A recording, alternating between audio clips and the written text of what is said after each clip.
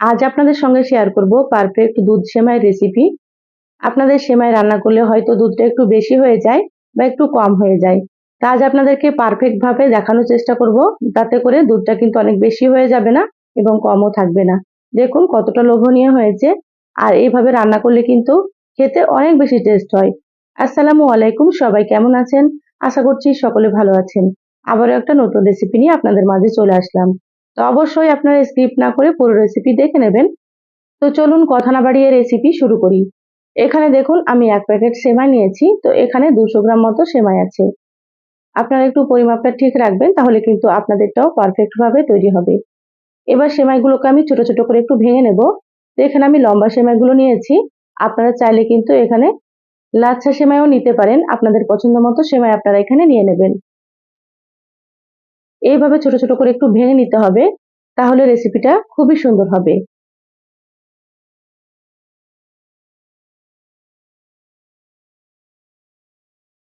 দেখুন একেবারে ছোট করে ভেঙে নিয়েছি, দেখে আপনারা বুঝতে পারছেন। এবার আমি সেমাইগুলোকে একটা কাপে মেপে নিচ্ছি।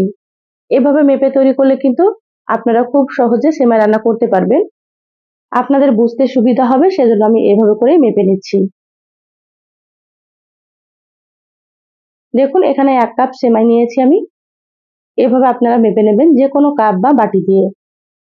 সেমাইগুলো সাইডে রেখে দিলাম। এবার গ্যাস অন করে কড়াই দিয়ে দিচ্ছি ঘি। এখানে আমি 2 টেবিল চামচ মতো ঘি দিয়ে দিচ্ছি। আর ঘি দিলে কিন্তু খেতে অনেক বেশি ভালো লাগবে। অবশ্যই কিন্তু আপনারা ঘিটা দেওয়ার চেষ্টা করবেন। দেখুন ঘিটা আমি খুব ভালোভাবে একটু নেড়েচেড়ে গলিয়ে নিয়েছি। এবার এখানে দিয়ে দিচ্ছি সেমাইগুলো।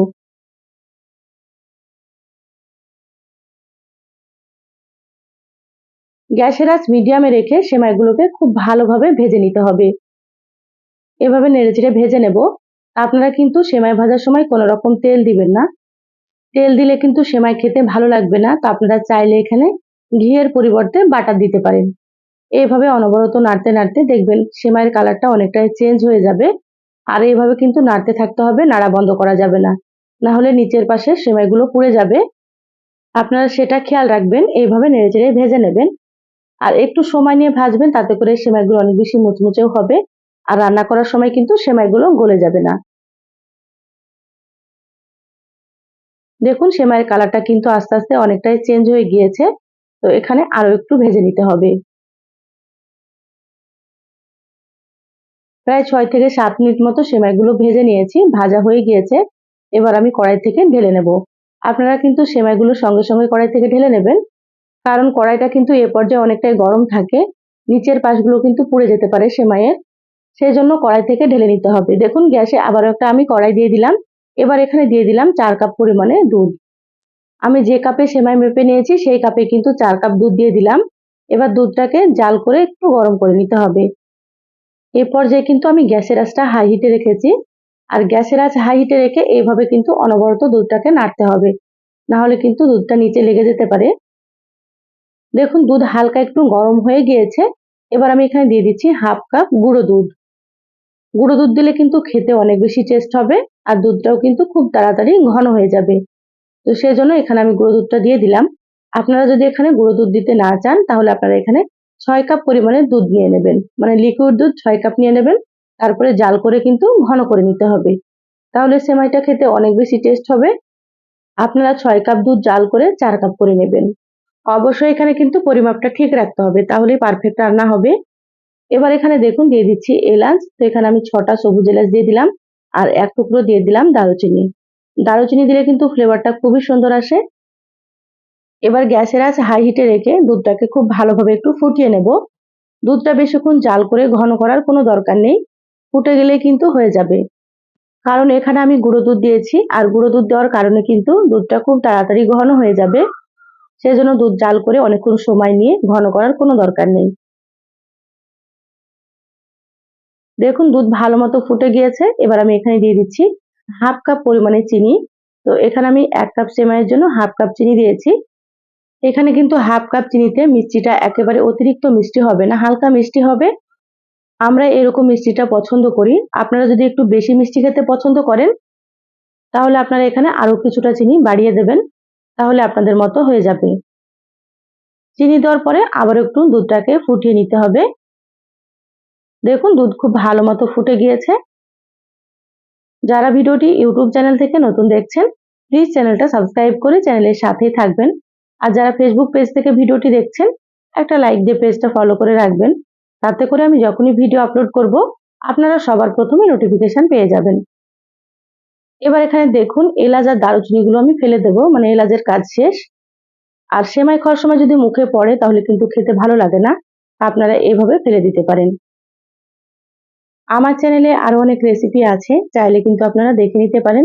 আমি সবসময় সহজ রেসিপি আপনাদের সঙ্গে শেয়ার করার চেষ্টা করি, আর রেসিপিগুলো কিন্তু খুবই সুন্দরভাবে তৈরি হয় আর খেতেও বেশ ভালো লাগে। তা আপনারা একবার রান্না করে খেয়ে কমেন্ট করে জানাবেন আপনাদেরকে কেমন লেগেছে।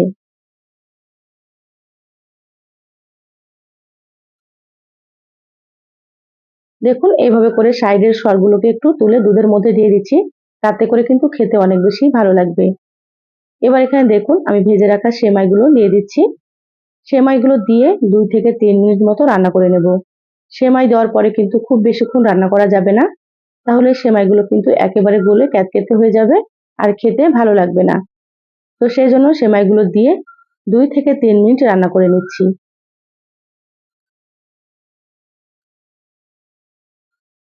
সেমাই দেওয়ার পরে দেখবেন আস্তে আস্তে কিন্তু একটু ঘন হতে শুরু করবে।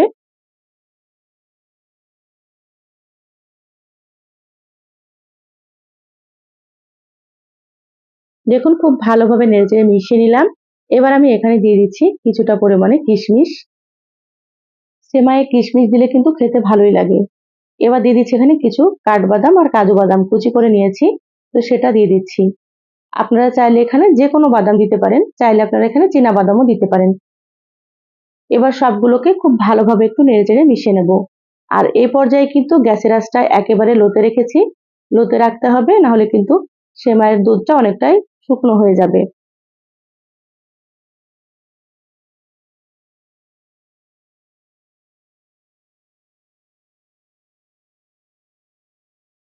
দেখুন 2 থেকে 3 মিনিট মতো খুব ভালোভাবে রান্না করে নিয়েছি। আর সেমাইগুলো কিন্তু খুব সুন্দর সেদ্ধ হয়ে গিয়েছে। এরকম পাতলা করে কিন্তু রান্না করে নিতে হবে। এর থেকে কিন্তু ঘন করবেন না, না হলে নামানোর পরে কিন্তু আরো অনেকটাই ঘন হয়ে যাবে। তো সেই দিকে আপনারা খেয়াল রাখবেন।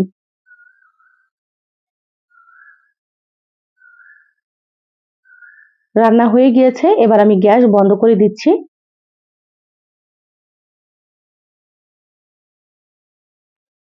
গ্যাস বন্ধ করে দিলাম। এবার আপনাদেরকে দেখিয়ে দিচ্ছি, দেখুন এইভাবে কিন্তু আপনারা রান্নাটা করে নেবেন। একেবারে দেখুন পাতলা মনে হচ্ছে, এইভাবেই করে নিতে হবে, তাহলে কিন্তু দুধটা একেবারে পারফেক্ট থাকবে। তো চলুন আপনাদেরকে সার্ভ করে নিয়ে দেখাচ্ছি। দেখুন বলে সার্ভ করে নিয়েছি, আর কতটা লোভনীয় হয়েছে আপনারা হয়তো দেখেই বুঝতে পারছেন। দেখতে যতটা সুন্দর হয়েছে, খেতে মাশাআল্লাহ অনেক বেশি টেস্ট হয়। তা আপনারা ঈদে এইভাবে একবার তৈরি করে খেয়ে দেখবেন, খেয়ে কমেন্ট করে জানাবেন আপনাদেরকে কেমন লেগেছে। তো রেসিপিটা ভালো লাগলে লাইক দিয়ে অবশ্যই ভিডিওটা শেয়ার করে দিবেন। সবাই ভালো থাকবেন, সুস্থ থাকবেন। দেখা হবে আবারও কোনো নতুন রেসিপিতে। ধন্যবাদ সবাইকে। আল্লাহ হাফেজ।